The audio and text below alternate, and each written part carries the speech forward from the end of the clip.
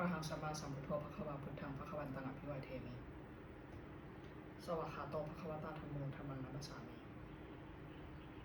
สุปฏิปันโนภควโตสาวกสังโฆสังฆังนามามิข้าพเจ้าเชยนันทองนาขอถึงพระพุทธพระธรรมพระสงฆ์เป็นสรณะที่พึ่งบัดนี้ข้าพเจ้าจะนั่งสมาธิภาวนาเป็นครั้งที่59ตรงกับวันที่28มิถุนายน